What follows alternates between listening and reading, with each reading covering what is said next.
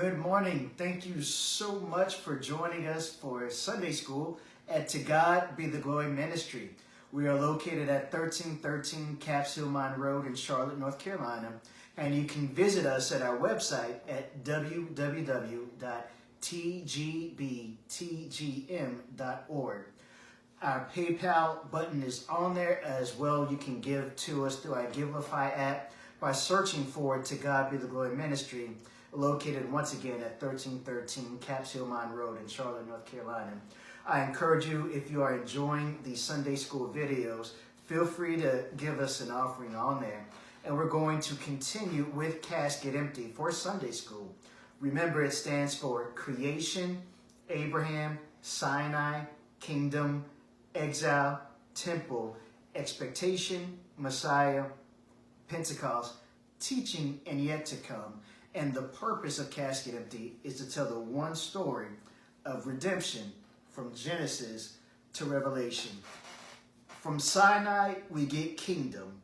And Kingdom, we're going to cover 3 different videos in 3 parts of Kingdom. It covers almost 460 years worth of history, which is longer than the United States of America has even been a country. The first video talks about the unified kingdom of Israel. The second video will talk about the northern kingdom. And the third video, we're going to talk about the southern kingdom. As we continue with Kingdom, a few things to remember. Whenever you hear me say the Lord, we are referencing the divine name of God, which is Yahweh. And keeping up with the Hebrew tradition, rather than saying the name, we're going to say the Lord. So let's continue. Samuel is the final judge of Israel. Great man of standard, great man of purpose, great ethical conviction. His sons, not so much. So Israel begins to cry out and say that we want a king. We want to be like all of our surrounding nations and have a king to rule over us. Samuel feels rejected, but the Lord tells Samuel that they are not rejecting him, but the Lord as being their king over them. And the Lord tells Samuel, tell Israel that here's what the king is going to do. He's going to take your sons and put them in his army. He's going to take the best of your land for his produce, and he's going to tax you heavily and reap the benefit from your hard labor to benefit his family. And Israel still says, give us a king. So the Lord gives them Saul, who is a head and shoulders taller than just about everybody in Israel. And he has the physical appearance that you would want as a king. And he does real good in beating a lot of their neighbors and helps them really take over quite a bit of lands. Saul does good, but he is given the task by God to utterly destroy the Amalekites. And he does this for a really good point. He spares the king and the best of the land and the produce and the animals and the sheep. Whether it's for sacrifice or he's really scared by the people, Samuel doesn't care because the Lord gave him a command and he did not follow. And the Lord at that point rejects Saul from being king. And then the Lord sends Samuel over to Jesse's house where he's going to anoint the next king. Remember, Jesse is the son of Obed, and Obed is the son of Ruth and Boaz. And Samuel sees all of the sons of Jesse, a lot of the older ones, but God does not choose any of them. Then one of the youngest sons comes in from shepherding the flock, and it is David. And God tells Samuel to anoint David as the king. David does really good in serving the Lord in Saul's service. And he eventually becomes famous because he kills Goliath. And the fame of David spreads all over Israel. And Saul is threatened by this. And there's some tension and friction. And then Saul tries to kill David on multiple times. And on various occasions, David has the opportunity to kill Saul, but he chooses not to touch the Lord's anointed. Saul eventually dies in battle by committing suicide, and there's a relatively peaceful transition between David taking over as king. David does a great job being king. He takes over Jerusalem by driving the Jebusites out.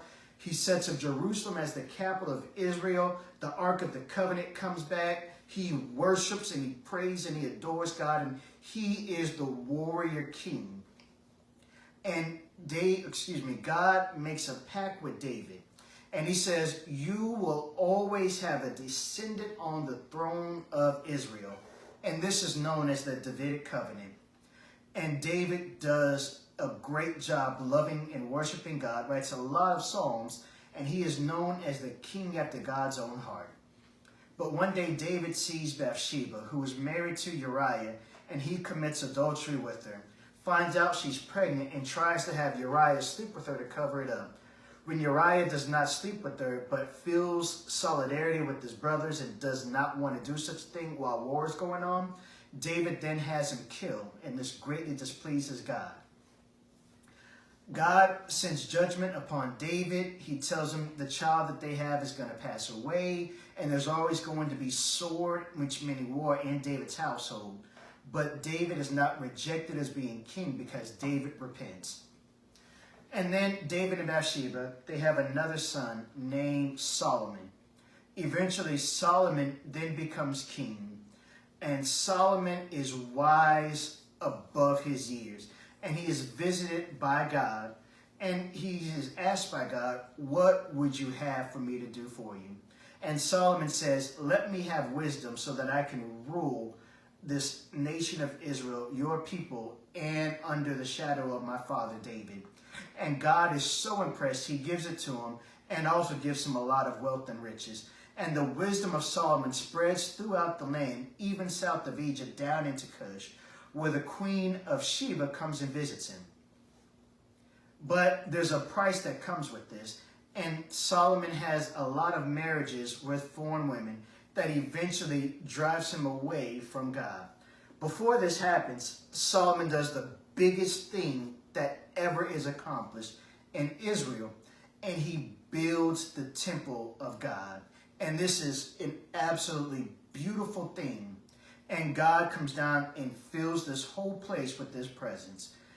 And now we have God, once again, directly dwelling with his people in the nation, in the capital city of Jerusalem. And Solomon, because of all the great buildings and what he has done to spread the borders of Israel with these marriages, his heart is spread away from God. And because of the amount of labor, it not only is draining the labor force of Israel, but also the surrounding nation. Solomon eventually dies, and he is the last king of the northern kingdom. Come back next week and join us, and we're going to talk about what happens that causes the nation to split up. Join us.